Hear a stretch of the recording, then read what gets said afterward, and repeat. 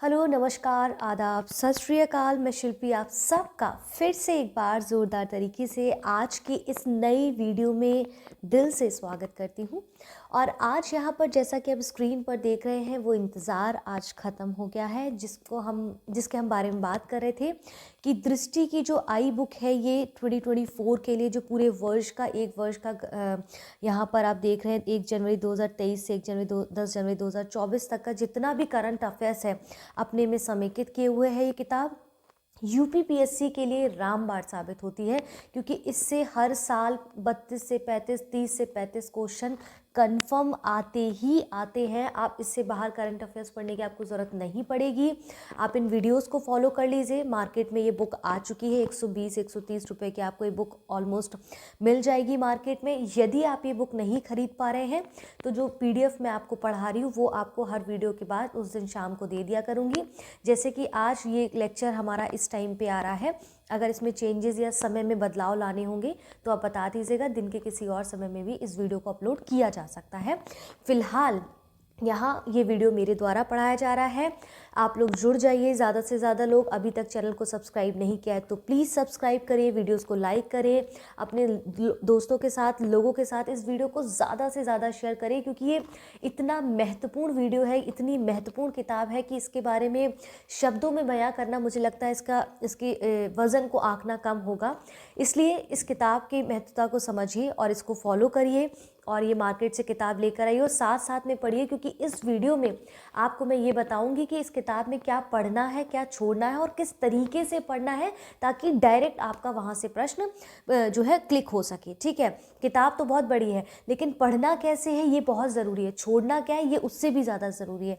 ठीक है, इस किताब में आप देखेंगे जब पेज नंबर 3 पर आएंगे, ठीक है, पेज नंबर 3 से लेके आप देखेंगे, ये किताब मेरे हाथ में अभी भी है, 3 से लेके 18 पेज नंबर तक आप देखते हैं कि इसमें जो दिया गया सूक्ष्म दृष्टि, यहाँ पर क्या है कि सब 1 लाइनर दिए गए हैं।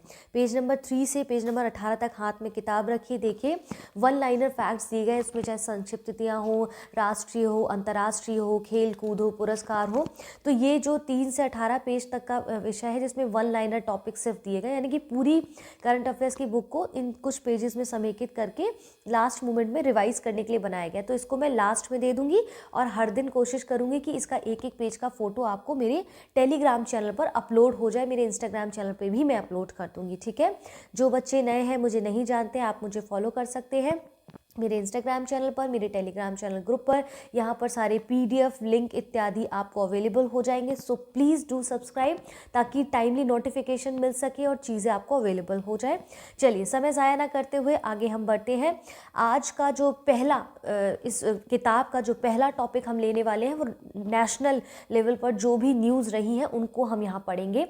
ठीक है, तो देखिए, राष्ट्रीय परिदृश्य इस तरह से आपकी पुस्तक है जिसमें पहला आप देखेंगे ये टॉपिक आपको देखने को मिलेगा, राष्ट्रीय परिदृश्य, जिसमें देश की राजनीतिक, सामाजिक, धार्मिक, शैक्षणिक घटनाओं और बहुत सारे मंत्रालयों की घटनाओं पर यहाँ पर विशेष नज़र डालता है ये, क्योंकि एग्जाम में डायरेक्ट ऐसे प्रश्न पूछे जाते हैं। ठीक है, जैसे आप पहला टॉपिक देख रहे हैं स्वच्छ सर्वेक्षण 2023। तो देखिए, ये जो स्वच्छ सर्वेक्षण हुआ है वो कब हुआ है, ठीक है, तो इसमें किन किन शहरों को समेकित किया गया है, कौन सा शहर टॉप रैंक में है, कौन सा बॉटम में है, वो हमें ध्यान देना है। जैसे कि आप देखेंगे ये 11 जनवरी 2024 को ये राष्ट्रपति द्रौपदी मुर्मू ने सर्वेक्षण का परिणाम जो है घोषित किया था। इसमें आप देखेंगे शहरों के साथ साथ कुछ छावनियां भी हैं, जैसे जिसमें देखेंगे 61 छावनियां हैं। ठीक है, गंगा किनारे बसे शहर नगर है, गंगा टाउन्स भी शामिल हैं। तो ये इस तरह की चीज़ें याद रखनी कि ना केवल शहर बल्कि छावनियाँ, नगर, गाँव इत्यादि भी इसमें शामिल किए गए हैं जो गंगा किनारे भी बसे हैं। और देखेंगे यूपी की बात हो रही है तो यूपी के किनारे कई सारे जो उसके आप देखते हैं यूपी के कई सारे जो डिस्ट्रिक्ट वगैरह है या फिर सिटीज़ है वो काफ़ी गंगा के किनारे समाई हुई हैं, जिनको हम अभी देखेंगे। ठीक है, तो कहने का तात्पर्य ये कि फोकस क्या करना है अब इसमें, अब ध्यान देना है कि फोकस कहाँ जाना चाहिए।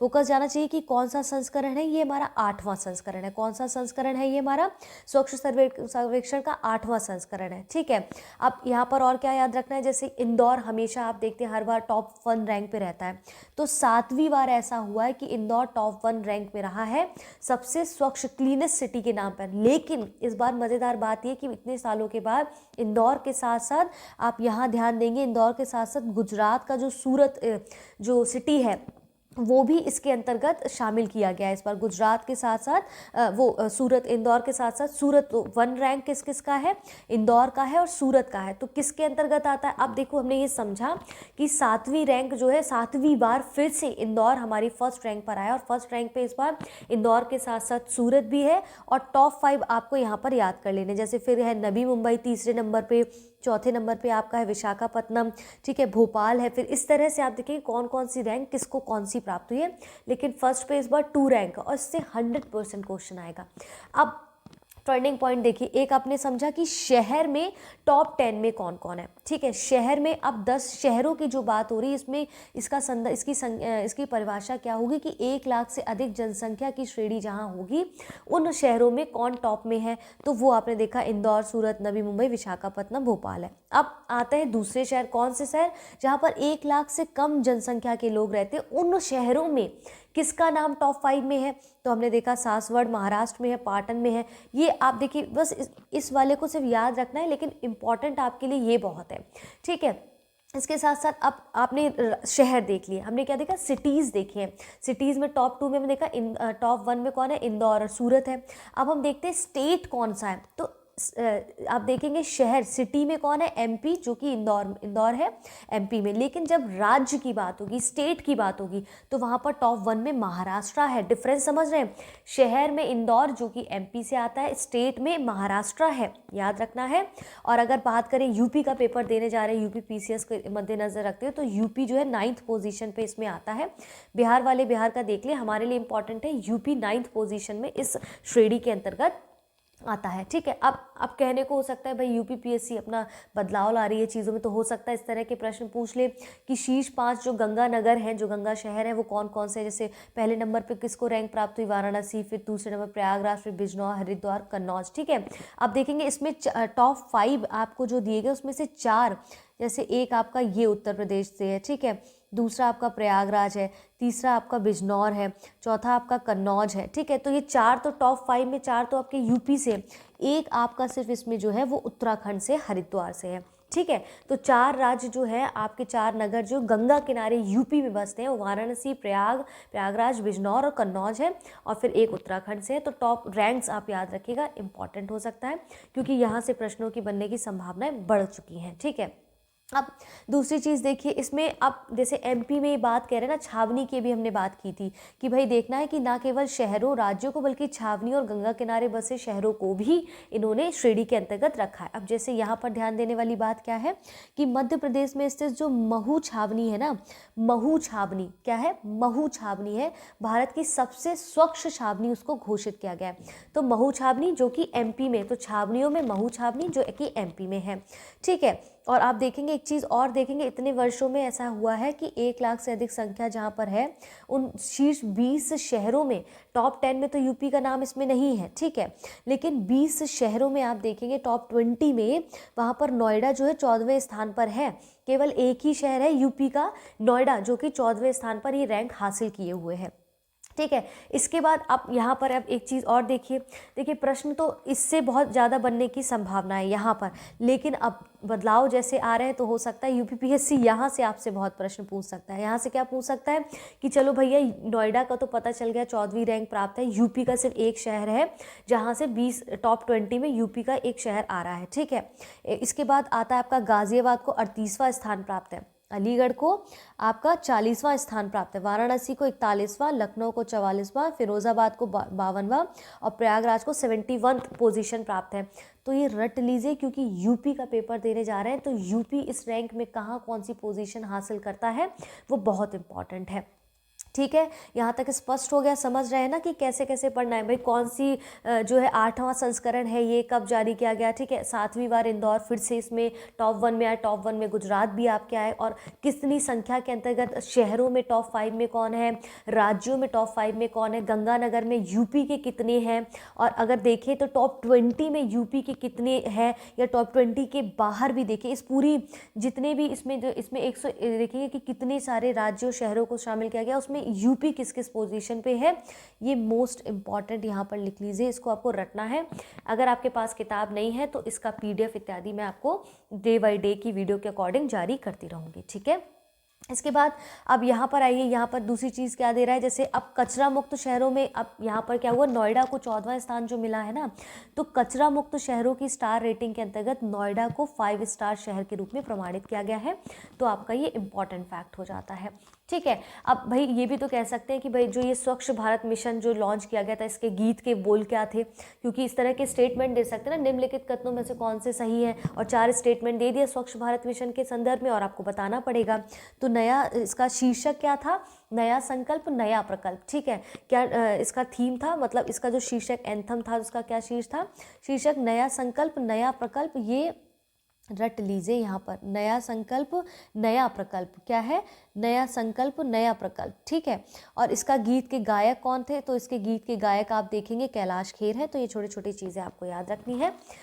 आइए अब हम आगे बढ़ते हैं। अगला टॉपिक हमारा क्या कहता है, कहीं कोई चीज़ समझना है कमेंट बॉक्स में पूछ लीजिए या फिर मेरे टेलीग्राम चैनल पर पूछ लीजिए, मैं आपको वहाँ पर आंसर कर दूँगी। देखिए अब है पीएम जनमन। ठीक है, अब ये दूसरा टॉपिक है हमारा, ये दूसरा टॉपिक है, वो दूसरा टॉपिक था। ठीक है, पीएम जनमन में आप देखेंगे यहाँ पर किस विषय में बात की गई है। तो देखिए जनगणना के अनुसार, जो 2011 में आखिरी जनगणना हुई थी उसके अनुसार पता चला कि कितने भाई SC STs है, कितनी आबादी इत्यादि है, इसको एक नज़र डाल लीजिएगा। ठीक है, अब यहाँ पर एक चीज़ कही जा रही है कि कैसे अंडमान निकोबार द्वीप समूह करने वाले में निवास करने वाले 75 समुदायों को विशेष रूप से संवेदनशील जनजाति समूह यानी कि पर्टिकुलरली वर्नरेबल ट्राइबल ग्रुप्स कहा गया है, PVTGs की यहाँ पर बात की गई है। तो ये PVTGs क्या मिशन है, किसकी बात करता है। ठीक है, इसमें जनजातियों के विषय में बात की गई है। तो क्या है ये, आप देखेंगे कि प्रधानमंत्री ने क्या किया है कि जब निर्मला सीतारमण ने अपने भाषण में, जो हमारे केंद्रीय वित्त मंत्री हैं, इन्होंने विशेष रूप से संवेदनशील इन जनजाति समूह को सामाजिक आर्थिक सुधारों की स्थिति लाने के लिए, यानी कि सोशल इकोनॉमिकली इनमें डेवलपमेंट करने के लिए, उसमें सुधार लाने के लिए प्रधानमंत्री PVTG विकास मिशन एक चालू की घोषणा की थी, जिसके अंतर्गत इन्होंने अगले 3 वर्षों में इस मिशन को लागू करने के लिए 15,000 करोड़ रुपए की राशि उपलब्ध कराने की घोषणा बात की है। क्या क्या इसमें प्रोवाइड कराएंगे, किन चीज़ों के मद्देनजर रखते हुए सामाजिक आर्थिक रूप से कैसे इनको बेहतर वेलबींग करने के लिए, तो इसके अंतर्गत इन्होंने परिवारों को सुरक्षित आवास, स्वच्छ पेयजल, स्वच्छता, शिक्षा, स्वास्थ्य और पोषण, सड़क और दूरसंचार, ठीक है, संधारणीय आजीविका अवसर जैसी बुनियादी सुविधाएं इनको उपलब्ध कराएगी। किसको, जी अंडमान निकोबार द्वीप समूह में निवास करने वाले जो जनजातियां हैं, ठीक है, उनकी बात कर रहा है ये। ठीक है, अब यहाँ पर क्या कह रहा है कि 15 नवंबर 2023 को प्रधानमंत्री ने जनजाति गौरव दिवस, ये रट लीजिए, जनजाति गौरव दिवस के अवसर पर, जो कि 15 नवंबर को मनाया जा रहा है, ये आज कुछ दिवस जो है नए नए लॉन्च किए गए, याद रखिएगा, इससे गारंटी दे सकती हूँ 100% आपका एक क्वेश्चन बनेगा।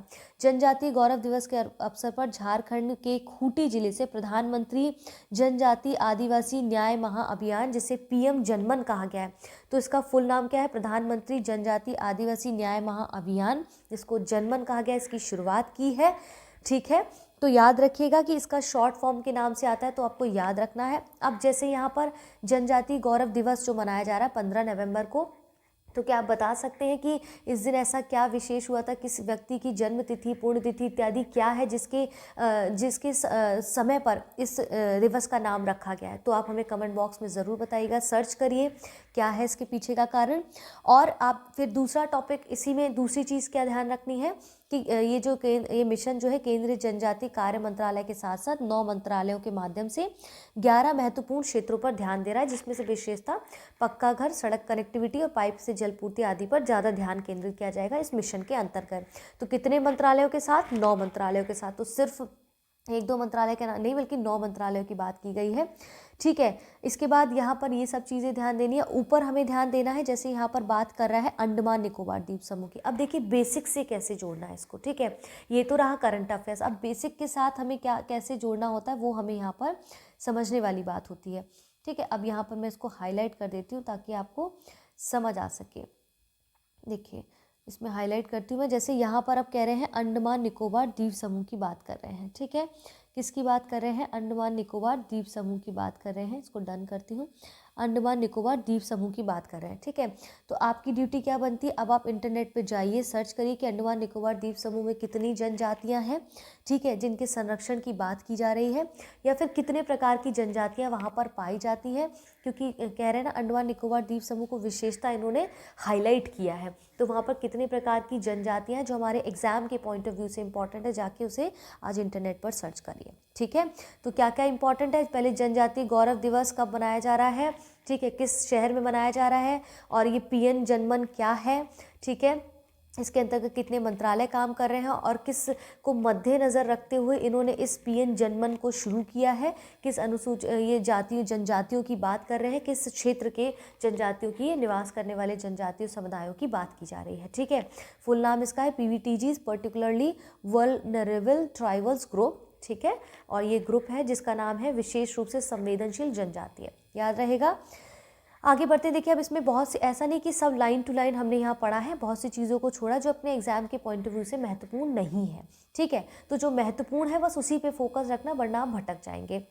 अब अगला टॉपिक, तीसरा टॉपिक हमारा आज का क्या कहता है, क्योंकि हमारा आज का तीसरा टॉपिक है, ध्यान दीजिएगा यहाँ पर देखिए क्या क्या ज़रूरी है। जैसे आप पढ़ रहे हैं नमो ड्रोन दीदी, ठीक है, नाम से क्या समझ आ रहा है, नमो ड्रोन दीदी, नमो यानी कि मोदी जी के नाम से आगे का नाम है, ड्रोन दीदी जहाँ पर प्रधानमंत्री की बात आ रही है वहाँ दीदी की बात करें, यानी कि महिलाओं के संदर्भ में कुछ यहाँ पर बात की जा रही है। और यहाँ पर आप देखेंगे एसएचजीज की जो महिलाएं हैं उनको आर्थिक रूप से सशक्त बनाने के लिए ये बात यहाँ पर की जा रही है, यानी कि सेल्फ हेल्प ग्रुप्स की महिलाओं को आर्थिक रूप से सशक्त बनाने के को मद्देनज़र रखते हुए इस योजना को लाया जा रहा है। लेकिन एक तीर से दो निशाने हैं, यहाँ पर न केवल एसएचजीज की महिलाओं को सशक्त किया जा रहा है आर्थिक रूप से, बल्कि कृषकों के संदर्भ में उनके लिए एक नया काम जोड़ा जा रहा है। जैसे समझिए, अब देखिए यहाँ पर क्या है कि हमारे यहाँ भारत में उर्वरकों का जो है दूसरा सबसे बड़ा भारत उत्पादक भी है, मतलब हम दूसरे सबसे बड़े देश में विश्व में है जो प्रोडक्शन भी कर रहे हैं और इम्पोर्टर भी है, यानी कि हम पैदा भी कर रहे हैं और दूसरी जगह से मंगा भी रहे हैं। तो हम क्या है, दूसरे सबसे बड़े आयातक भी हैं, दूसरे सबसे बड़े उत्पादक भी हैं, हम भारत की बात कर रहे हैं। ठीक है, तो अब इन्होंने क्या किया कि हम दूसरे देशों पर जो इंपोर्ट कर रहे हैं, जो आयात कर रहे हैं अपने फर्टिलाइज़र्स का, तो उनको कैसे कम किया जा सके, उसके लिए कई नई नई चीज़ें, कुछ नए पुनरुद्धार शुरू किए जा रहे हैं ताकि इस क्षेत्र में हम आत्मनिर्भर हो सके। इसीलिए उन्होंने ऑल्टरनेटिव फर्टिलाइज की यहाँ पर बात की है। ठीक है, तो इसी के परिणाम स्वरूप इन्होंने नया एक इनिशिएट निकाला जिसमें तरल नैनो उर्वरक है। अब लिक्विड नैनो फर्टिलाइज एक नया उर्वरक है, तो इसे कैसे यूज़ करना है, क्योंकि भाई ऐसा तो है नहीं जब हम उत्पादक इतने बड़े हैं, प्रोडक्शन हमारे यहाँ हो रहा है, हम मंगा भी बहुत रहे हैं, इसका मतलब हमारा कंजप्शन बहुत ज़्यादा है, तो अब हम बाहर से कैसे आत्मनिर्भर बने और दूसरों पर डिपेंडेंसी कम हो, तो उसके लिए तरल नैनो उर्वरक जो है बनाया जा रहा है, जिसके लिए अब उसका इस्तेमाल कैसे हो उसके प्रशिक्षण की बात की जा रही है। तो क्या है, ये क्या है कि एक कुशल प्रणाली के विकास की आवश्यकता भी उत्पन्न कर दी है इसने, और इस परिप्रेक्ष्य में ड्रोन प्रौद्योगिकी महत्वपूर्ण साबित होगी, यानी कि किसान ड्रोन के थ्रू जो है तरल नैनो उर्वरक को कैसे इस्तेमाल करना है, ये सब का उनको बताया जाएगा। और कृषि ड्रोन के माध्यम से उर्वरकों के छिड़काव की प्रणाली को स्वचालित हो जाएगी, जिससे इससे उनके समय की भी बचत होगी। ठीक है, तो नमो ड्रोन दीदी योजना यानी कि मोदी जी के नाम के नमो से ये शुरू हुआ है, और ड्रोन दीदी यानी कि महिलाओं के संदर्भ में, तो ये याद रखिएगा, ट्रिक याद रखनी है। तो प्रधानमंत्री महिला किसान ड्रोन केंद्र शुरू किया गया है 30 नवंबर 2023 को, और ये केंद्रीय क्षेत्र की योजना है। क्या है, केंद्रीय क्षेत्र की योजना है। अब ध्यान देने वाली बात क्या है कि इस योजना के तहत केंद्र सरकार 15,000 चयनित महिलाएं सेल्फ हेल्प ग्रुप्स को ड्रोन प्रदान करेगी। ठीक है, 15,000 को चयनित महिलाएं होंगी जिनको सेल्फ हेल्प ग्रुप्स के अंतर्गत ड्रोन प्रदान करेगी, और कृषि के उद्देश्य के लिए ये किराए पर इसको भी दिया जा सकेगा। ठीक है, अब यहाँ पर क्या ध्यान देना है यहाँ पर कि अब जैसे अब ये सोच सकते हैं कि केंद्र सरकार ही सिर्फ ये 15,000 ड्रोन दे रही है, नहीं, ध्यान देने वाली बात है कि 15,000 ड्रोन में से पहले जो 500 ड्रोन होंगे वो गवर्नमेंट ने कहा है कि उर्वरक कंपनियों के द्वारा उपलब्ध कराए जाएंगे।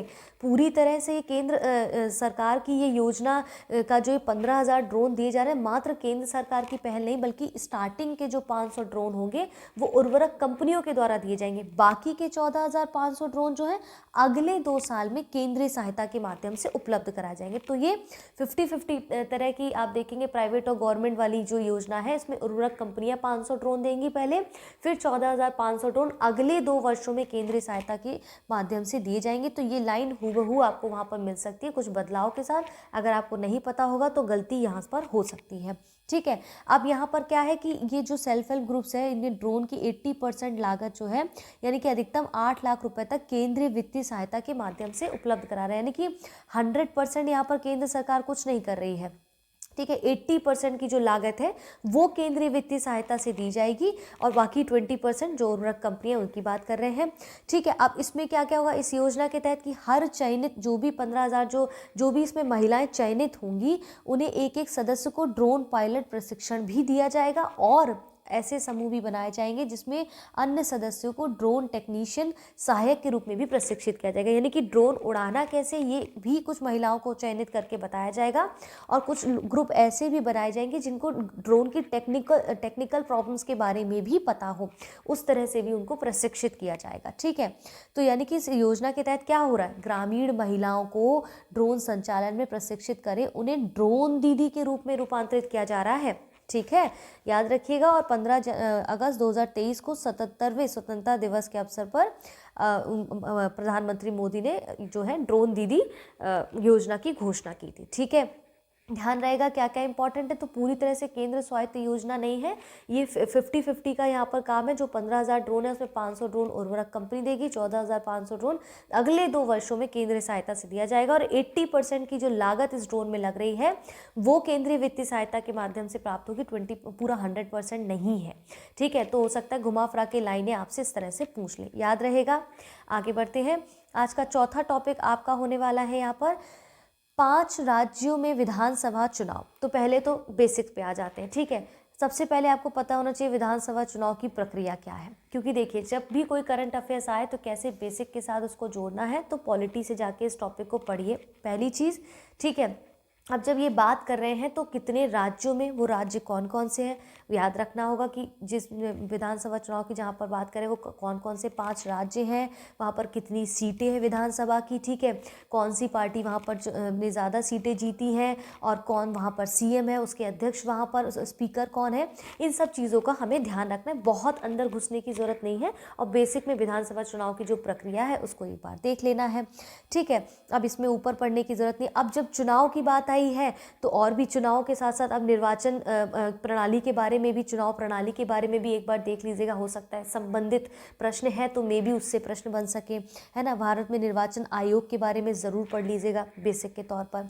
अब इसमें हम देखते हैं कि वो 5 राज्य कौन कौन से जहाँ पर चुनाव हुए हैं, जैसे छत्तीसगढ़, मध्य प्रदेश, मिजोरम, राजस्थान और तेलंगाना हुए, ठीक है। अब हमारी पहली ड्यूटी क्या बनती है कि छत्तीसगढ़ विधानसभा चुनाव जो हुआ है उसमें कितनी सीटें हैं, टोटल 90 सीटें हैं, ठीक है। अब 90 सीटें, अब कहने को हम देखिए अगर बहुत डीप में जाएगा तो भाई पूछ सकता है इन 90 सीटों में कितनी अनुसूचित जातियों के लिए, कितनी अनुसूचित जनजातियों के लिए, उसमें महिलाओं की कितनी है, इत्यादि चीज़ों के बारे में हो सकता है आपसे वहाँ पर पूछ ले, SC ST और सीट्स कितनी, महिलाओं की कितनी है। और यहाँ पर अब जब छत्तीसगढ़ विधानसभा चुनाव की बात हो रही है तो यहाँ पर फोकस करिएगा कि यहाँ पर जो आप देखेंगे कि छत्तीसगढ़ के जो नए मुख्यमंत्री जिन्होंने शपथ ली उनका नाम है विष्णुदेव राय। तो छत्तीसगढ़ के नए मुख्यमंत्री कौन है, विष्णुदेव राय है, ये चौथे मुख्यमंत्री हैं और ये पहले आदिवासी मुख्यमंत्री हैं छत्तीसगढ़ के, पहले आदिवासी। और आदिवासी के नाम पे आपको याद आ रहा होगा क्योंकि हमारे प्रेसिडेंट भी हैं, तो इस तरह से आपको याद रखना है। और आदिवासियों के लिए, आदिवासी जनजातियों के लिए जैसे हमने देखा PM जनमन योजना है, तो आदिवासियों का वर्चस्व अभी जो आप देख रहे हैं उनके प्रति ज़्यादा गवर्नमेंट फोकस कर रही है, उनको लाइमलाइट में ला रही है, उनको आर्थिक सामाजिक रूप से सशक्तिकरण करने की कोशिश कर रही है, तो ऐसे प्रश्नों की बनने की संभावनाएं बहुत अधिक बढ़ जाती है, ठीक है। तो अब यहाँ पर आप देखेंगे इसके बाद जो पूर्व मुख्यमंत्री थे रमन सिंह को विधानसभा का अध्यक्ष इन्होंने छत्तीसगढ़ में नियुक्त किया है। तो कौन कौन है, अध्यक्ष कौन है, कितनी सीटें हैं, वहाँ के नए प्रधान मुख्यमंत्री कौन बने हैं, इन सब चीज़ों का हमें ध्यान रखना। अगर देखें तो कितनी सीटें हैं टोटल, तो छत्तीसगढ़ में भैया हमने देखा 90 सीटें यहाँ पर हैं, ठीक है। अब यहाँ पर देख सकते हैं कि किसको कितनी प्राप्त सीटें हैं, एक बार देख लीजिएगा। हालांकि इससे मेरे पूछना तो नहीं चाहिए, बट UPPSC भाई कुछ भी पूछ सकता है वो, है ना, उसका कोई भरोसा नहीं है। इसके बाद यहाँ पर फिर हम दूसरे पे देखते हैं।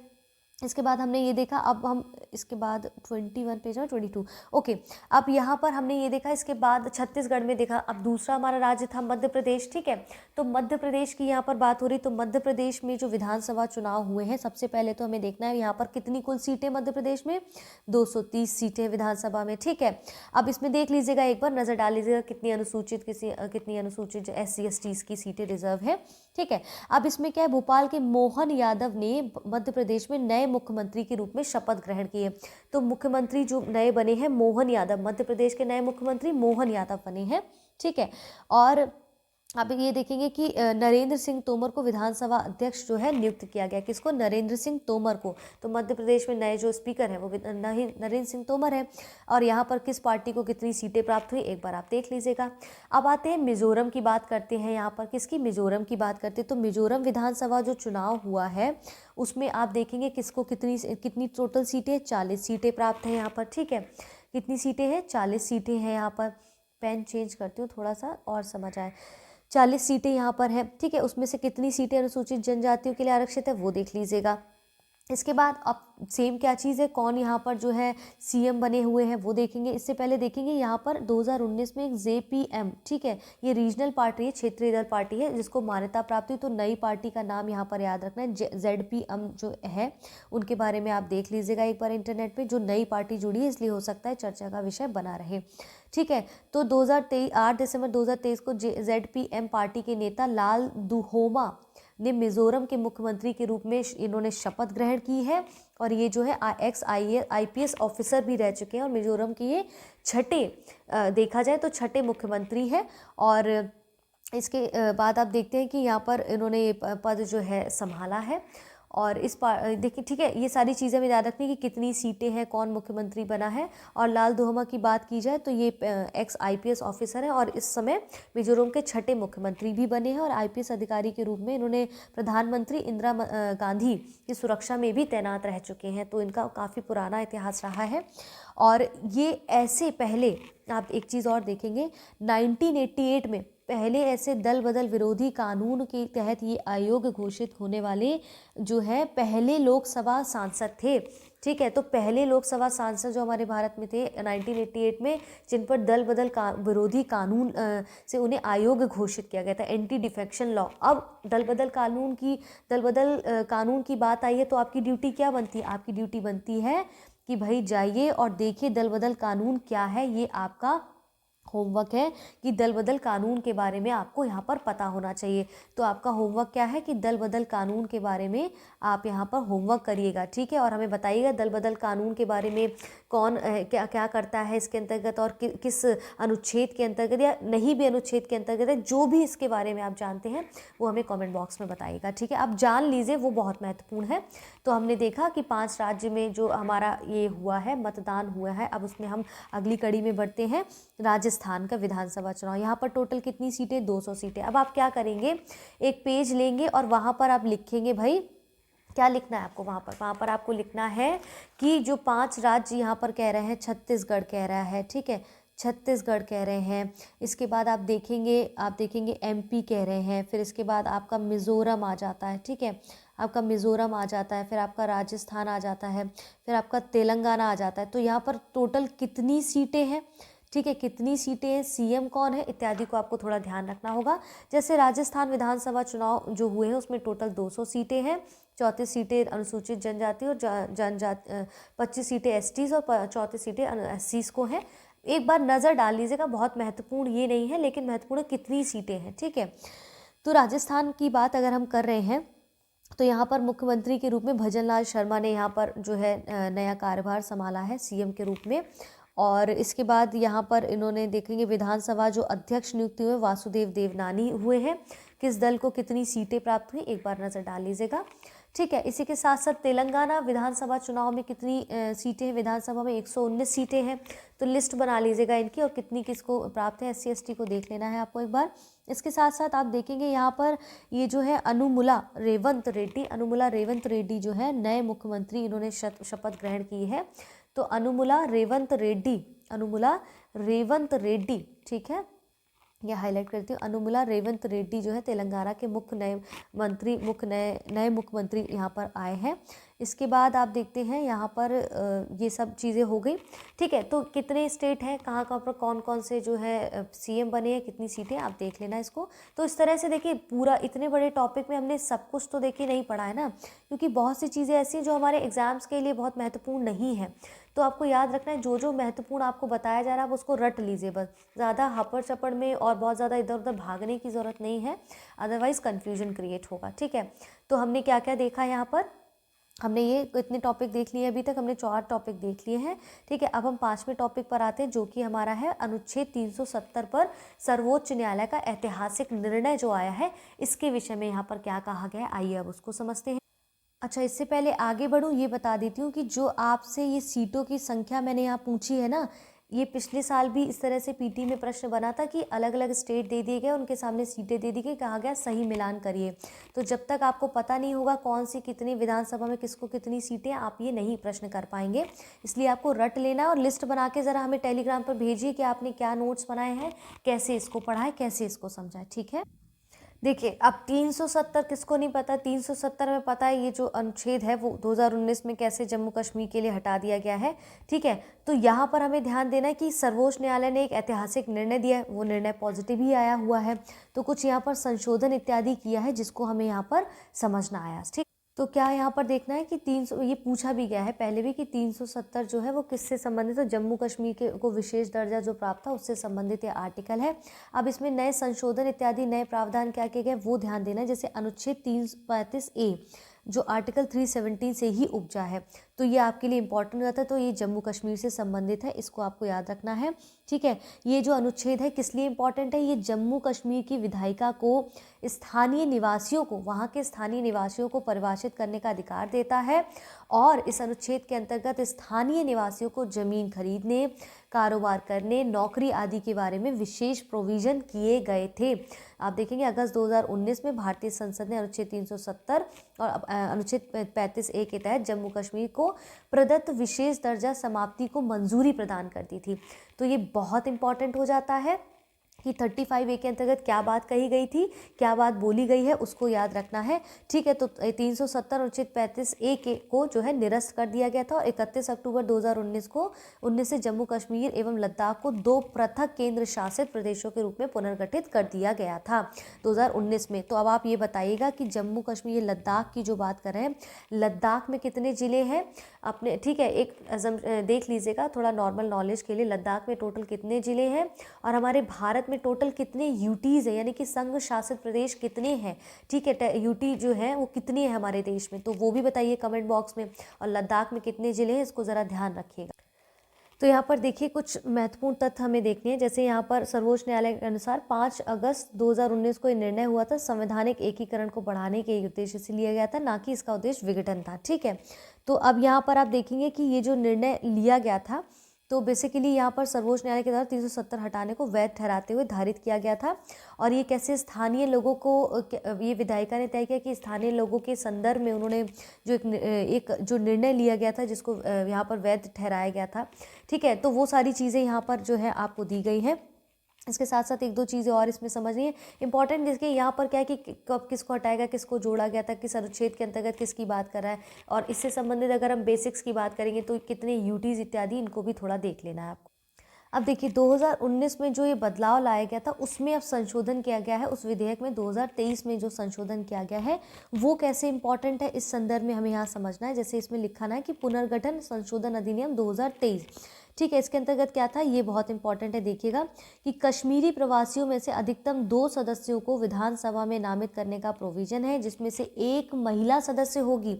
इसके अलावा उपराज्यपाल द्वारा विधानसभा में 1 सदस्य पाकिस्तान के कब्जे वाले पीओके से विस्थापित व्यक्तियों के नामित से किया जा सकता है। ये इंपॉर्टेंट है कि कश्मीरी प्रवासियों में ज़्यादातर जो 2 सदस्य विधानसभा में नामित होंगे, ये ऐसा प्रोविजन, उनमें से 1 महिला ही होगी।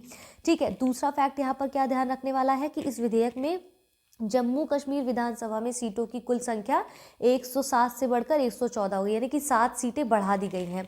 ठीक है, प्रस्ताव दिया गया है, ये बढ़ा दिया गया है। और इन सदस्यों में अब ये जितनी सीटों की जो बात करें, इसमें से 7 सीटें अनुसूचित जाति यानी कि एससीज के लिए और 9 सीटें अनुसूचित जनजाति के लिए आरक्षित होंगी। ये स्टेटमेंट आपसे घुमा फिरा के पूछ लिया जाएगा। और जम्मू कश्मीर की विधानसभा की वास्तविक सीटें कितनी हैं, 83 से बढ़कर 90 करने का प्रोविज़न किया गया है। ठीक है, 83 से 90 का प्रोविज़न किया गया और इसमें भी 43 सीटें जम्मू में रहेंगी और 47 सीटें कश्मीर में होंगी। और बची 24 सीटें अगर आप देखेंगे, टोटल 43, 47 और 24 मिलाकर देखेंगे तो आपको टोटल 114 सीटें यहाँ पर प्राप्त होंगी। उसमें 24 सीटें जो होंगी पाकिस्तान के कब्जे यानी कि पीओके के लिए 24 सीटें आरक्षित की गई हैं। तो 114 में से 43 सीटें जो है आपकी जम्मू कश्मीर से है, 47 सीटें आपकी जम्मू से हैं, इसके बाद 47 सीटें आपकी कश्मीर से हैं और पीओके के लिए 24 सीटें रिजर्व की गई हैं। तो यहाँ पर ये बातें आपको याद रखनी।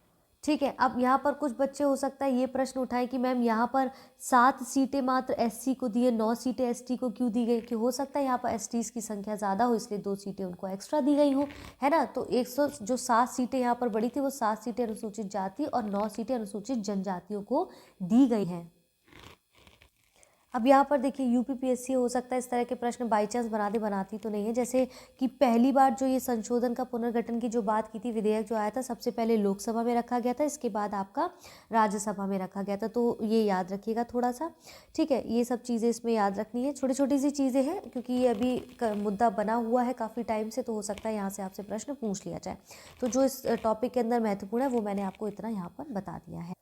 अब देखिए यहाँ पर मेरा युवा भारत जो अब अगला टॉपिक है, हमारा नया टॉपिक क्या है, मेरा युवा भारत की जो यहाँ पर बात करें। अब आप देखिए यहाँ पर बहुत ही क्वेश्चन ऐसा बनेगा ना, तो इसका नाम कैसे बदल देगा, माई भारत। मेरा युवा भारत को यहाँ पर फुल फॉर्म क्या दिया गया है, माई भारत के नाम से दिया गया है। तो हो सकता है कि आपसे ऐसे प्रश्न पूछ लिया, आपको कंफ्यूज कर दिया। आपने तो पढ़ा है मेरा युवा भारत, भैया यहाँ पर तो पूछ लिया गया है माई भारत, तो कंफ्यूज नहीं हो रहा। मेरा युवा भारत पूछा जाए या माई भारत, वो एक ही है, आपको ये बात याद रखनी है, ठीक है। तो यहाँ पर ये चीज़ें हमें याद रखनी है। तो अब यहाँ पर क्या है कि जो अमृत काल था, अब यहाँ पर अमृत काल क्या था वो हमें समझना है। देखिए अब अमृत काल की सही परिभाषा क्या है इसको समझ लीजिए, क्योंकि अमृत महोत्सव, अब कंफ्यूज होंगे जब अगला टॉपिक पढ़ेंगे अमृत महोत्सव और अमृत काल में। तो अमृत काल क्या है, स्वतंत्रता की 75वीं वर्षगांठ से लेकर 100वीं वर्षगांठ तक 25 वर्षीय अवधि को अमृत काल की संज्ञा दी गई है, जो कि 2047 में अमृत भारत का निर्णय करने की परिवर्तनकारी विकास यात्रा पर आगे बढ़ रहा है और 2047 में कंप्लीट होगी। यानी कि 75वीं वर्ष से 100वीं वर्षगांठ के 25 वर्षों के बीच की जो यात्रा होगी, अमृत काल की संज्ञा इसको दी गई है, ठीक है। इसमें क्या है, इसके अंतर्गत ये क्यों लाया गया, मेरा युवा भारत क्या है ये, तो इसमें ऐसे फ्रेमवर्क की आवश्यकता होगी जो ग्रामीण युवाओं और शहरी युवाओं और ग्रामीण शहरी युवाओं को एकल मंच पर ला सके। ना केवल ग्रामीण, हो सकता है स्टेटमेंट में सिर्फ कह दे ग्रामीण युवाओं, जबकि ग्रामीण प्लस शहरी युवाओं दोनों को एकल मंच पर ला दे। और ये इस तरह का एक जो प्रयास है केंद्र सरकार ने एक स्वायत्त शासी निकाय के द्वारा जो है यहाँ पर इसको स्थापित किया है। एक नया जो है एक ये जो चीज़ है, ये जो लाए हैं मेरा युवा भारत के अंतर्गत, यहाँ पर सभी युवाओं को एकत्रित एक मंच पर लाने की यहाँ पर बात की गई है, ठीक है। और ये राष्ट्रीय एकता दिवस के अवसर पर लाया गया। तो हमने कहा जैसे जो दिवस है उनको याद रखना है, 31 अक्टूबर को राष्ट्रीय एकता दिवस लाया गया है। राष्ट्रीय एकता दिवस के अवसर पर ये मेरा युवा भारत का जो है मंच का शुभारंभ किया गया है। तो 31 अक्टूबर को ही क्यों, ये आप मुझे बता सकते हैं कि क्या उस दिन विशेष है, किसी की जन्मतिथि, पुण्यतिथि इत्यादि है जिसके कारण राष्ट्रीय एकता दिवस उस दिन मनाया जाता है? अगर ऐसा है तो कॉमेंट बॉक्स में ज़रूर बताइएगा, ठीक है। ये क्या है, एक स्वायत्त निकाय है, हमें याद रखना है। वहाँ पर स्टेटमेंट हो सकता है चेंज कर दें। तो किस मंत्रालय के द्वारा इसको स्थापित किया जा रहा है? युवा कार्यक्रम और खेल मंत्रालय, भारत सरकार के द्वारा एक स्वायत्त निकाय है, ठीक है। इसके साथ साथ इसमें आगे हमें क्या किन बातों का ख्याल रखना है, जैसे अब मेरा युवा भारत कह रहा है, तो युवा भारत की अगर आयु देखी जाए तो 15 से 29 वर्ष के लिए युवा शब्द का इस्तेमाल किया। तो युवा क्या है, यहाँ पर युवा यानी यूथ की क्या डेफिनेशन दी गई, जो 15 से 29 आयु वर्ग के लोग हैं उनको यहाँ पर युवा कहा गया है। लेकिन विशेष रूप से किशोरों यानी कि जो किशोर है उनके द्वारा उनके लिए बनाए गए इस कार्यक्रम में जो कॉम्पोनेंट्स हैं उसके मामले में लाभार्थी जो होंगे वो 10 से 19 वर्ष आयु के वर्ग के लोग भी होंगे। यानी कि किशोरों के लिए भी कुछ जगह यहाँ पर दी गई है। लेकिन युवा की जो डेफिनेशन है, याद रखिएगा स्टेटमेंट यहाँ से बन सकता है कि 15 से 29 वर्ष के जो युवा हैं उनके संदर्भ में कहा गया है। अब यहाँ पर मेरा युवा देश क्या है, फिजिटल मंच है। यानी कि यहाँ पर फिजिटल का कहने का मतलब क्या, यानी कि फिजिकली भी और डिजिटली भी। तो देखिए यहाँ क्या लिखा, फिजिकल और डिजिटल से है, जिसमें भौतिक गतिविधि के साथ साथ डिजिटल रूप से जुड़ने का भी अवसर शामिल होगा, क्योंकि आजकल सोशल मीडिया से या डिजिटल से अलग रहकर हम आगे नहीं बढ़ सकते हैं।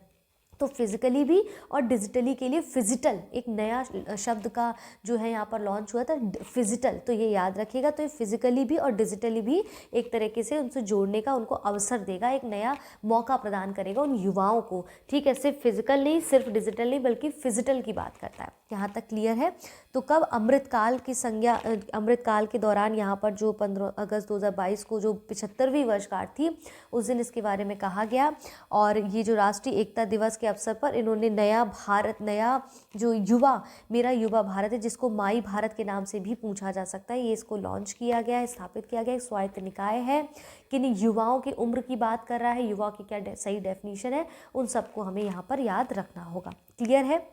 अगला विषय अब हमारा है, अगला टॉपिक है आज़ादी का अमृत महोत्सव। तो अमृतकाल 75वीं वर्षगांठ से लेकर 100वीं वर्षगांठ की अवधि को अमृतकाल की संज्ञा दी गई है। अमृत महोत्सव अब अलग है, ठीक है। अब अमृत महोत्सव यहाँ पर समझने के लिए सबसे पहले हमें क्या समझना है, यहाँ पर जो एक कार्यक्रम चलाया गया था, मेरी माटी मेरा देश, ठीक है। एक कलश यात्रा निकाली गई थी, हम सबको पता है, ठीक है। इस अभियान का जो आयोजन है 9 अगस्त से 31 अक्टूबर 2023 को के मध्य केंद्रीय युवा कार्यक्रम और खेल मंत्रालय, केंद्रीय संस्कृति मंत्रालय द्वारा शुरू किया गया था। और क्यों किया गया था? क्योंकि इस अभियान में उन वीरों और वीरांगनाओं को श्रद्धांजलि स्वरूप आयोजित किया गया था जिन्होंने देश के लिए खुद का बलिदान दिया है, ठीक है। उनके संदर्भ में एक ऐसी कलश यात्रा निकाली गई थी कि सभी पूरे देश के हर जगह से, अलग अलग जगह से मिट्टी इकट्ठी करके उसको वहाँ ले जाएंगे राजपथ पे, ठीक है। तो इस अभियान का टैगलाइन क्या था, ये भी याद रखना, मेरी माटी मेरा देश का, मिट्टी को नमन वीरों को वंदन। ये बहुत इंपॉर्टेंट है, हो सकता है डायरेक्ट आपसे यहाँ से पूछा जाए, मिट्टी को नमन वीरों को वंदन। तो ये इनका स्लोगन रहा है, टैगलाइन रहा है, मेरी माटी मेरा देश का। यहीं से आपका उपजा है, क्या उपजा है? अमृत महोत्सव की जो बात कर रहे हैं, ठीक है। तो 75वें वर्ष पूरे होने के उत्सव मनाने, यहाँ के लोगों को संस्कृति, उपलब्धि और इन सब के इतिहास को याद दिलाने के संदर्भ में भारत सरकार द्वारा संचालित की गई एक पहल है।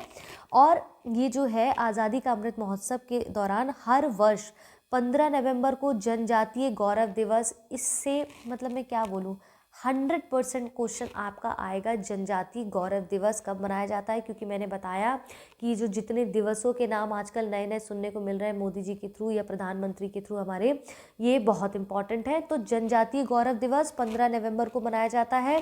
क्यों इस दिन को चुना है, ज़रा बताइएगा, ठीक है। और हर वर्ष 26 अब ये एक हो गया कि 15 नवंबर को जनजातीय गौरव दिवस, 26 दिसंबर को साहिबजादा जोरावर सिंह, और अब देखिए ये क्या है, ये साहिबजादा जोरावर सिंह और साहिबजादा फतेह सिंह, ये गुरु गोविंद सिंह के दो बेटे हैं, ठीक है। इन्होंने इनकी शहादत की याद में वीर बाल दिवस जो है 26 दिसंबर को मनाया जाना है।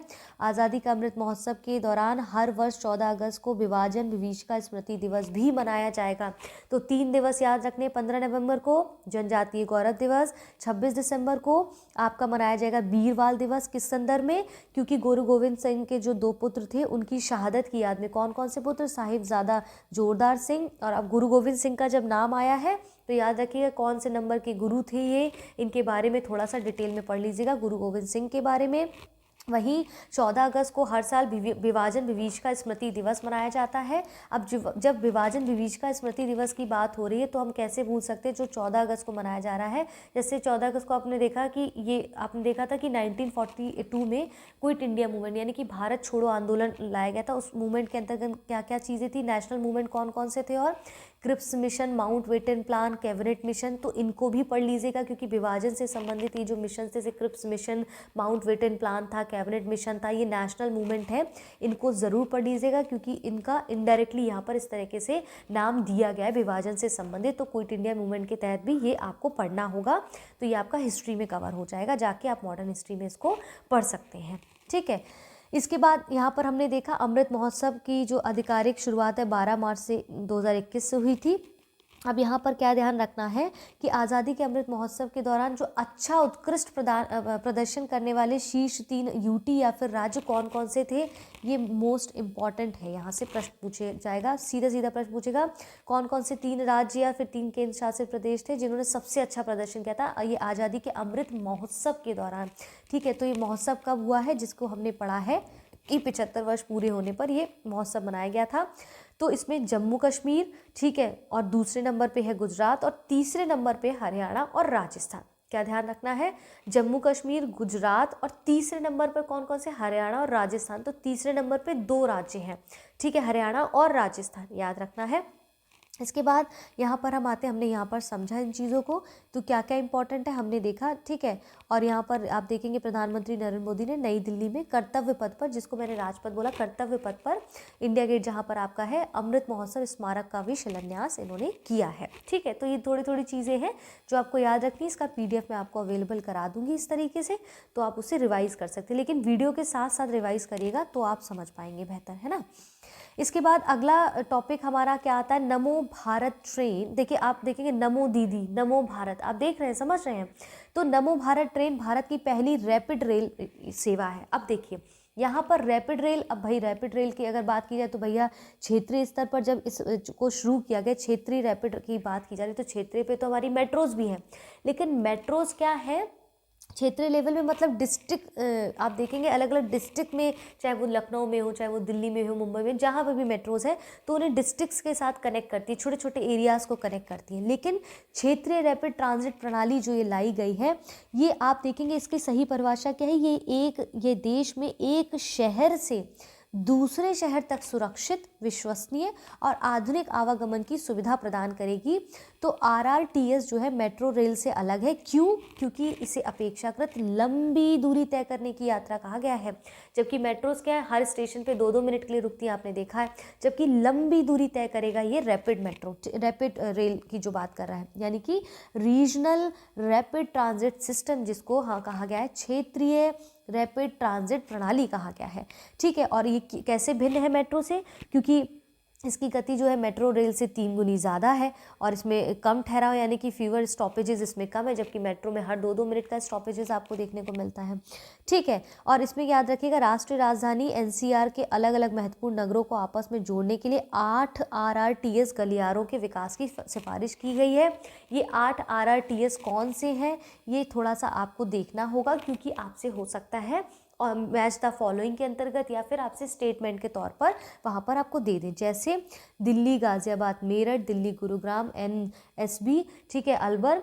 इसके बाद दिल्ली पानीपत, दिल्ली फरीदाबाद बल्लभगढ़ पल्लव, गाजियाबाद खुर्जा, दिल्ली बहादुरगढ़ रोहतक, दिल्ली हापुड़ और दिल्ली शाहदरा बड़ौत। तो ये 8 RRTs है। RRTs क्या है, ये क्षेत्रीय रैपिड ट्रांजिट प्रणाली, जिसको रीजनल रैपिड ट्रांजिट सिस्टम कहा गया है, जिनको ये कनेक्ट करने की बात कर रहा है, ठीक है। अब यहाँ पर ये आप इसमें भी ध्यान रखना, हमने 8 RRTS देख ली, कौन कौन से किस शहर को किससे जोड़ा जाएगा, ठीक है। अब इसमें सबसे पहला अगर हम देखें तो नरेंद्र मोदी ने यूपी, क्योंकि यूपी का पेपर देने जा रहे हैं, ध्यान रखना है, यूपी के गाजियाबाद स्थित साहिबाबाद रैपिडेक्स स्टेशन पर दिल्ली गाजियाबाद मेरठ RRTS गलियारे के प्राथमिकता वाले खंड का उद्घाटन किया है। और अगर हरी झंडी के बारे में पूछा जाए तो सबसे पहले किसको हरी झंडी दिखाई गई है, रवाना किया गया है, साहिबाबाद, मोस्ट इंपॉर्टेंट, साहिबाबाद से दोहाई डिपो को जोड़ने वाली नमो भारत रैपिडेक्स ट्रेन को हरी झंडी दिखाकर रवाना किया गया। तो पहली बार किसको हरी झंडी दिखाई गई है, साहिबाबाद से दोहाई डिपो को, ठीक है, रैपिडेक्स के लिए हरी झंडी दिखाई गई है। और अगर कहा जाए, हो सकता है स्टेटमेंट में आजकल पूछ लेते हैं, तो 82.15 किलोमीटर जो है इसकी लंबाई होगी इस गलियारे की, दिल्ली गाजियाबाद मेरठ के गलियारे की, ठीक है। और 180 किलोमीटर प्रति घंटे के हिसाब से इसको डिज़ाइन किया गया है। तो छोटी छोटी चीज़ें हमें यहाँ पर याद रखनी, जिसको जिसको हाईलाइट किया गया, जो मैंने बताया सिर्फ उसको ही कंठस्थ कर लीजिए, एक्स्ट्रा दिमाग लगाने की ज़रूरत नहीं है। अगला टॉपिक हमारा क्या कहता है, देखिए सीधे सीधे स्टेटमेंट पूछा जाएगा आपसे और आप कंफ्यूज हो जाएंगे, तो जो जो हाईलाइट्स किया बस उसको रट के चले जाइए, वहाँ से प्रश्न ज़रूर पूछा जाएगा, ठीक है। अब आता है गांगे डॉल्फिन, उत्तर प्रदेश जलीय जीव जो है गांगे डॉल्फिन, यहाँ पर हमें ये देखना है, ठीक है। तो अब देखिए गांगे डॉल्फिन क्या है, इसका वैज्ञानिक नाम प्लैटनिस्टा गैंगेटिका है। चलो एक बात हो गई। अब डॉल्फिन जो होती है, मीठे पानी की भी डॉल्फिन होती है, कुछ कुछ खारे पानी की भी डॉल्फिन होती है, ठीक है। अब इस जो डॉल्फिन की बात करें, गांगे डॉल्फिन जो है ये मीठे पानी में पाई जाने वाली 4 डॉल्फिन प्रजातियों में से एक है। विश्व में मीठे पानी में पाई जाने वाली जो 4 डॉल्फिन प्रजातियां हैं उनमें से एक है। यानी कि इसके अलावा, जो गांगे डॉल्फिन के अलावा जो 3 मीठे जल में पाई जाने वाली जो डॉल्फिन है वो कौन कौन सी है, बेहद इंपॉर्टेंट है, ज़रूर देख लीजिएगा। एक तो पता चल गया मीठे जल की गांगे डॉल्फिन, फिर बाकी की 3 कौन कौन सी हैं, यांगत्से नदी चीन में पाई जाने वाली वेजी डॉल्फिन, ठीक है, याद रखना है। यांगत्से नदी जो चीन में पाई जाती है वेजी डॉल्फिन, सिंधु नदी में पाई जाने वाली भुलन डॉल्फिन, अमेजन नदी लैटिन अमेरिका में पाई जाने वाली बोटो डॉल्फिन। तो कौन कौन सी चार हो गई? गंगे डॉल्फिन जो भारत में हमने देखा अभी, ठीक है। इसके बाद आप देखेंगे यांगत्से नदी जो चीन में है वेजी डॉल्फिन, सिंधु नदी में पाई जाने वाली भुलन डॉल्फिन, अमेजन नदी लैटिन अमेरिका में पाई जाने वाली बोटो डॉल्फिन, ठीक है। और यहाँ पर ये याद रखना है कि ये सब चीज़ें हमें ध्यान देना है, ठीक है। और गंगा नदी डॉल्फिन को प्रायः टाइगर ऑफ द गंगा के नाम से भी जाना जाता है। इंपॉर्टेंट नहीं है, देख लेना इसको यहाँ पर, ये आपका बहुत इंपॉर्टेंट था। इसके बाद इसमें इसी कड़ी में हम नीचे बढ़ते हैं। तो क्या इंपॉर्टेंट है, अब आप ये मत समझ लीजिएगा कि इसको जो है अब जैसे आपसे पूछा जाए कि भाई बताइए कि यूपी की जो उत्तर प्रदेश की राज्य मछली कौन सी, तो गांगे डॉल्फिन नहीं है भाई। राज्य मछली यूपी की अगर देखा जाएगा तो चितला है। क्या नाम है? चितला नदी। चितला जो मछली है, राज्य मछली यूपी की कौन सी? चितला मछली है। वहीं आपसे पूछा जाए, उत्तर प्रदेश सरकार ने वन विभाग द्वारा गांगे डॉल्फिन को प्रदेश के जलीय जीव के रूप में मान्यता देने की घोषणा की। जलीय जीव के रूप में गांगे डॉल्फिन है, लेकिन स्टेट फिश कौन सी है? चितला है। वहीं नेशनल एक्वेटिक एनिमल अगर देखा जाए तो 2010 में गंगा नदी डॉल्फिन को अधिसूचित किया गया था, ठीक है। इसके बाद अब जब ये बात हो रही गंगे डॉल्फिन, गंगा नदी की जो डॉल्फिन की बात हो रही है, वो IUCN लिस्ट के अंतर्गत है। तो IUCN जब यहाँ पर आया है तो तुरंत से आपको क्या करना है कि भैया अपना घटना चक्र खोलना है और IUCN के बारे में पढ़ लेना है, क्योंकि IUCN से डायरेक्ट प्रश्न बनेगा ही बनेगा आपका, उससे आप बच नहीं सकते हैं। तो आप कमेंट बॉक्स में बताएंगे या मैं बताऊँ कि IUCN का फुल फॉर्म क्या होता है और IUCN का क्या काम होता है? आपको मेरे को बताना पड़ेगा या आप मुझे कमेंट बॉक्स में बताएंगे? हाँ, तो चलिए मैं ही आपको बता देती हूँ, क्यों आप इतना अपने आप को कष्ट देंगे, है कि नहीं? एग्ज़ाम तो आपको कहाँ देना है, मुझे ही देना है ना। तो चलिए कोई बात नहीं, मजाक की बात थी। तो IUCN क्या है? अंतर्राष्ट्रीय प्रकृति संरक्षण संघ है, ठीक है। यह क्या है? International union for conservation nature है, जिसमें किसी प्रजाति को तब लुप्त माना जाता है जब अपने प्राकृतिक आवास में 50 वर्ष से वो ना देखी गई हो, और इसके द्वारा रेड डाटा लिस्ट भी जारी की जाती है, रेड डाटा बुक भी जारी की जाती है, ठीक है। IUCN के बारे में बात कर रहे हैं तो ये रेड डाटा लिस्ट या बुक भी जो है जारी करता है। तो यहाँ पर ध्यान देने वाली बात क्या है? इंपॉर्टेंट, देखिए मैंने इंपॉर्टेंट लिख दिया है, इसको एकदम रट लीजिए। तो IUCN की जो रेड लिस्ट में गंगा नदी डॉल्फिन को संकटग्रस्त इंडेंजर्ड की श्रेणी में वर्गीकृत किया गया है। कई सारी श्रेणियां है ना इसकी कि भैया इंडेंजर्ड है, वर्नरेबल है, क्या है, तो संकटग्रस्त सूची के अंतर्गत इसको शामिल किया गया है। दूसरा तथ्य क्या है कि गंगा नदी डॉल्फिन को वन्य जीव संरक्षण अधिनियम 1972 की अनुसूची 1, पहला फैक्ट ये, दूसरा फैक्ट ये कि 1972 का जो वन्य जीव संरक्षण अधिनियम है अनुसूची 1 के अंतर्गत इसको रखा गया है, ठीक है। तीसरा फैक्ट क्या कहता है? साइट्स यानी कि conservation on international trade in endangered species of wild fauna और फ्लोरा की बात कर रहा है। तो सिटीज़, साइट्स की बात कर रहे हैं, सिटीज़ नहीं, इसको साइट्स बोलेंगे, ठीक है। तो ये साइट्स के अंतर्गत जो आप देखते हैं कि इसके अंतर्गत भी अपेंडिक्स 1 के अंतर्गत रखा गया। तो 3 फैक्ट्स हैं। IUCN की रेड लिस्ट में इसको संकटग्रस्त यानी कि इंडेंजर्ड के अंतर्गत रखा गया, किसको? गंगा डॉल्फिन नदी को। दूसरा फैक्ट, वन्य जीव संरक्षण अधिनियम 1972 की अनुसूची 1 के अंतर्गत रखा गया। तीसरा फैक्ट, साइट्स यानी कि कंजर्वेशन और international trade in endangered species of wild fauna और फ्लोरा, अपेंडिक्स 1 के अंतर्गत गंगा नदी की जो डॉल्फिन है उसको रखा गया है, ठीक है। अब इसके बाद एक चीज़ और देख लीजिएगा, यहाँ पर घोल मछली जो है वो बड़ी फेमस है, ये गोल्डन फिश के नाम से बड़ा फेमस है। घोल, ये ब्लैक स्पॉटेड है, गुजरात की राज्य मछली है, पढ़ लीजिएगा। और ये भारत में पाई जाने वाली सबसे बड़ी मछलियों में से एक है घोल मछली, ठीक है। गोल्ड फिश भी इसको कहा जाता है, तो ध्यान रखिएगा थोड़ा, ये गुजरात से संबंधित है। इसके बाद आता है, अब भाई यहाँ पर गंगा की डॉल्फिन फिश के बारे में इतनी ज़्यादा बात हो रही है तो इसके आवासों को संरक्षित करने पे ध्यान दिया जा रहा होगा ना। तो इसका आवास कहाँ है जिसके बारे में इतनी चर्चा हो रही है? तो इसके आवासों को संरक्षित करने के रूप में यहाँ पर गंगा नदी डॉल्फिन को जो है अधिसूचित किया गया है, वो विक्रमशिला डॉल्फिन अभयारण्य बिहार में है। यानी कि गंगा नदी के किनारे गंगा नदी डॉल्फिन के महत्वपूर्ण आवासों को संरक्षित करने की बात की गई, वो कहाँ पर है?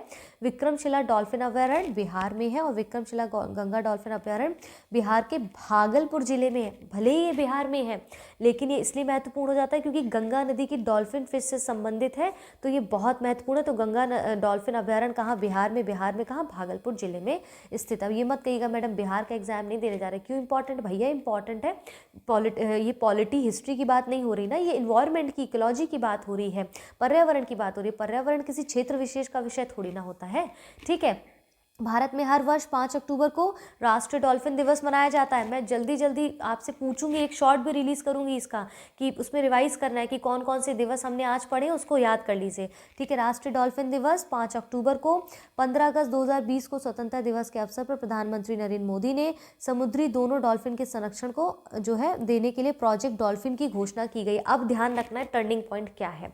अब ये कह सकता है, हो सकता है सिर्फ मीठे पानी की डॉल्फिन नदी की बात कर दिए स्टेटमेंट में कि सिर्फ मीठे पानी के लिए प्रोजेक्ट डॉल्फिन लाए गए, नहीं, ध्यान दीजिए।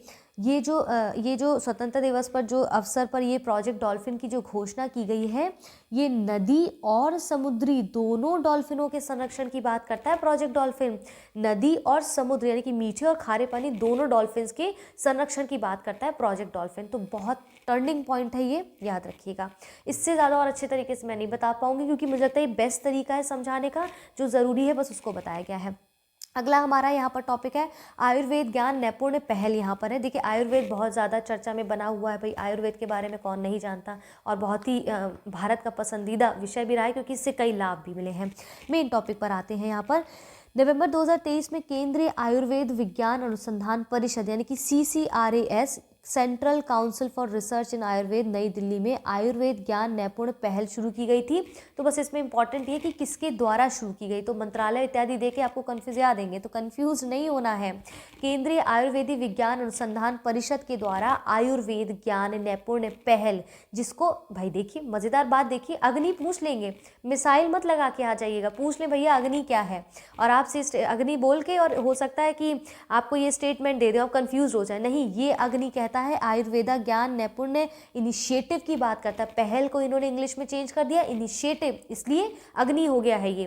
तो अग्नि क्या है, आयुर्वेदा ज्ञान नैपुण्य पहल, हिंदी में इंग्लिश में है आयुर्वेदा ज्ञान नैपुण्य इनिशिएटिव है। किसके द्वारा लॉन्च किया गया है, केंद्रीय आयुर्वेद विज्ञान अनुसंधान परिषद के द्वारा। इसके उद्देश्य क्या क्या है, किस पर्पज से इसको लाया गया है, तो इसमें अपने ये पहल जो है आयुर्वेद चिकित्सकों को अपने नवाचारी अभ्यासों और रोगों से जुड़ी अलग अलग स्थितियों में उनके अनुभवों की जानकारी को साझा करने के लिए मंच प्रदान करेगी।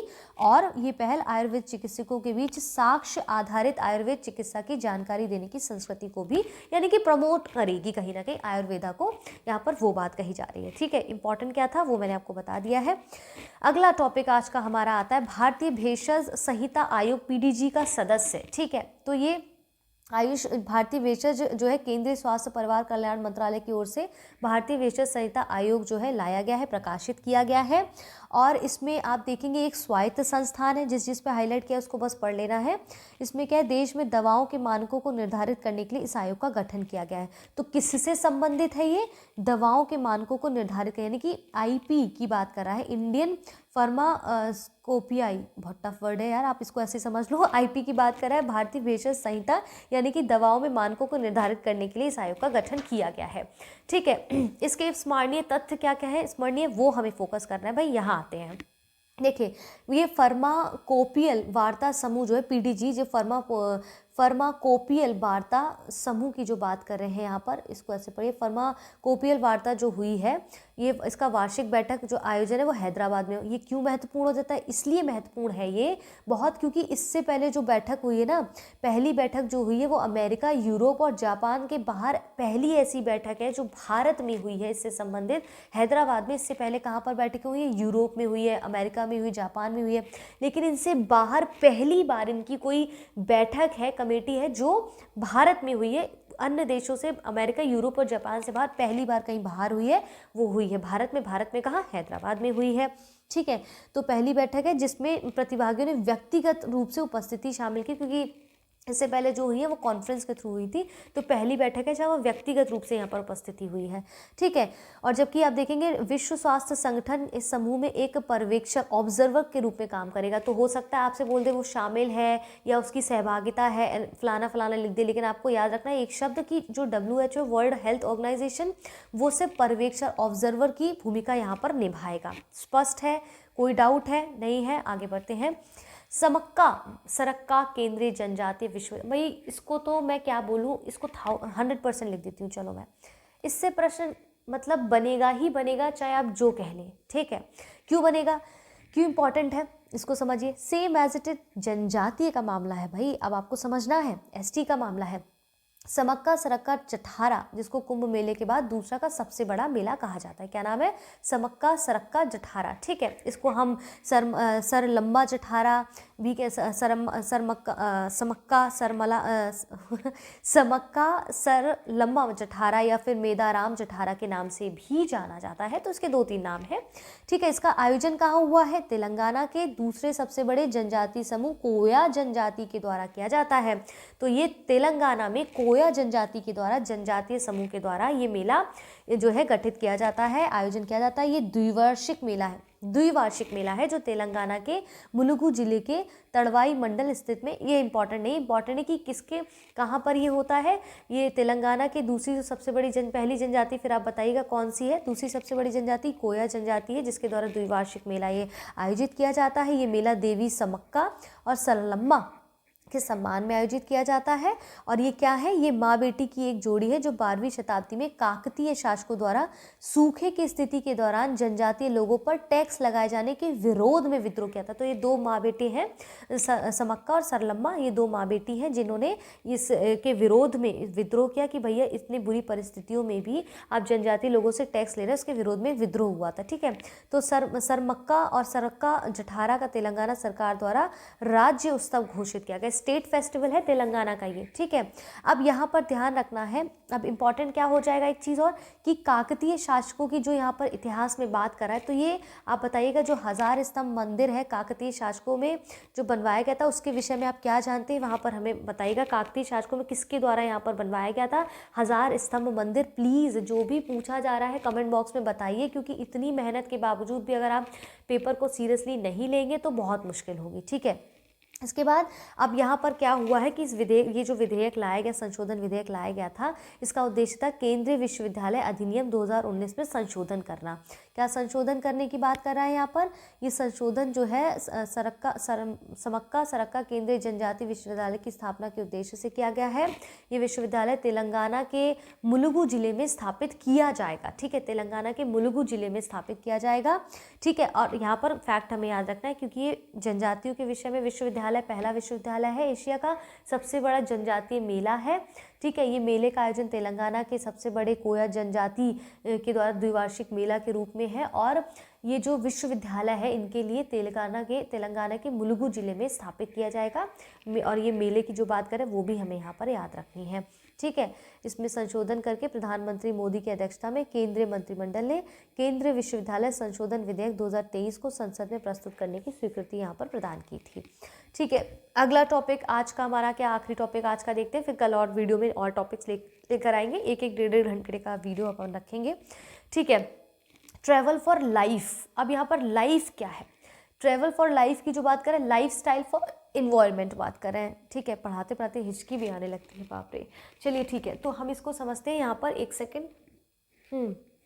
ट्रैवल फॉर लाइफ की जो बात कर रहे हैं वो क्या, पर्यावरण के लिए जीवन शैली, लाइफ स्टाइल फॉर इन्वायरमेंट की बात करें तो लाइफ का शब्द का पूरा अर्थ क्या है?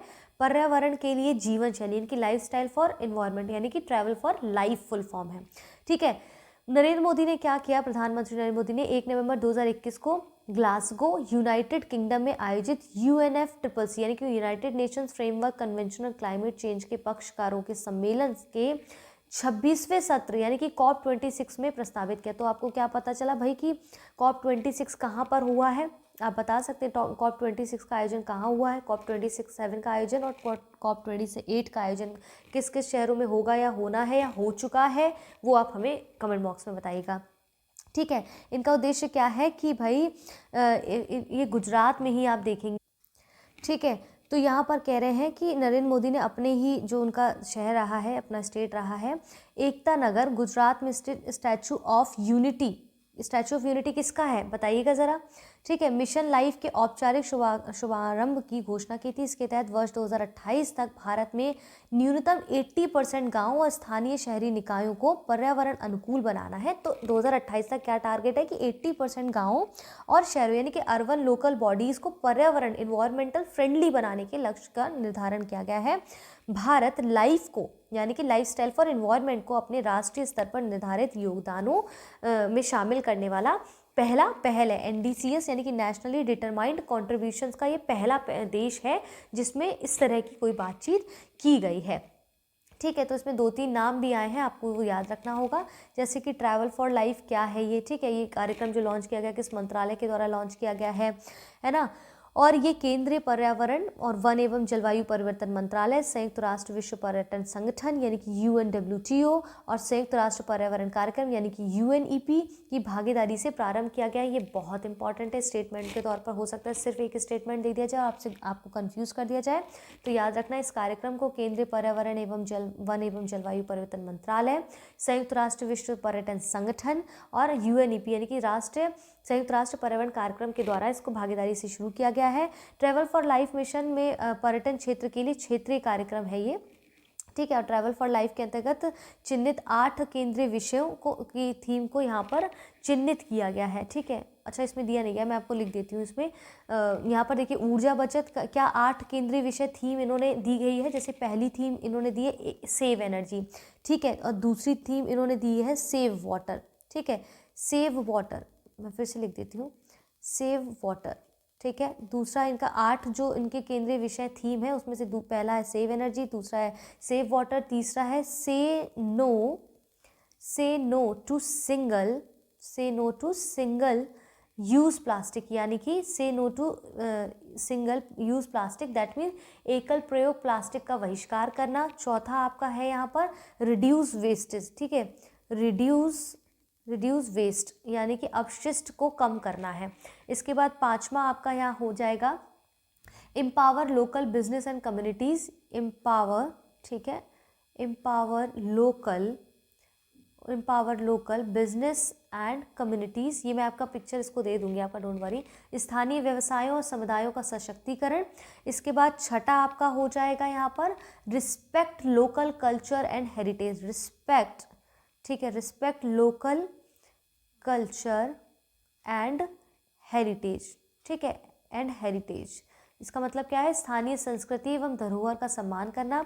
वही 7वां आपका क्या हो जाएगा, 7th आपका क्या होगा, 7th होगा स्थानीय खाद्य पदार्थों का सेवन है, कंज्यूम लोकल फूड्स। क्या होगा, consume local for vocal, vocal for local की जो हम बात सुनते आ रहे हैं ना, तो वही चीज़ है लोकल फूड्स। इसके बाद प्राकृतिक धरोहर का संरक्षण की conserve natural heritage, conserve natural heritage.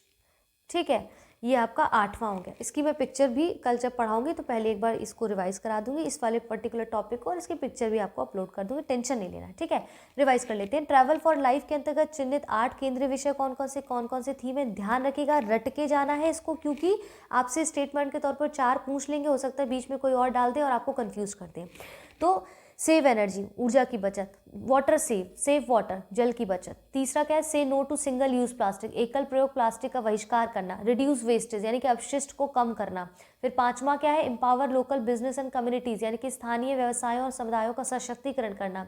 छठा क्या है, respect local culture and heritage, स्थानीय संस्कृति एवं धरोहर का सम्मान। 7वां क्या है, कंज्यूम लोकल फूड्स, स्थानीय खाद्य पदार्थों का सेवन करना। ठीक है, प्राकृतिक धरोहर का संरक्षण करना। 8वां है कंजर्व नेचुरल हेरिटेज। तो ये हमें यहाँ पर याद रखना है। फिलहाल के लिए आज की इस वीडियो में इतना ही रखते हैं। इसका PDF मैं अगर भूल जाऊं तो मुझे याद दिला देना, शाम को या कल तक मैं प्रोवाइड कर दूंगी, जैसे मैंने पढ़ाया उसको वहां पर मैं दे दूंगी आपको। इसको निरंतर देखते रहिए, वीडियोस को लाइक करिए प्लीज़, वीडियो को शेयर करें एंड चैनल को बिल्कुल सब्सक्राइब करें, कल हम पार्ट 2 में मिलेंगे। टाइमिंग मैं आपको बता दूंगी, जहाँ तक है दोपहर के 1 बजे ही मैं इसको लॉन्च करने का आज सोच रही हूँ, क्योंकि तब तक ही पॉसिबल है, क्योंकि इसमें काफ़ी चीज़ें खुद भी पढ़नी पड़ती है ताकि वो मेन चीज़ें आप तक पहुँच पाएँ जो एग्ज़ाम के पॉइंट ऑफ व्यू से मात्र इम्पॉर्टेंट हो, नथिंग एल्स। ठीक है, निरंतर आपको ये क्लासेस मिलेंगी, जल्दी से जल्दी हम इन क्लासेस को कवर करेंगे। हर वीडियो 1 से 1.5 घंटे का हम रखेंगे। फिलहाल के लिए अपना ध्यान रखिए, अपनों का ध्यान रखें, निरंतर हमारे साथ बने रहें। जय हिंद, जय भारत।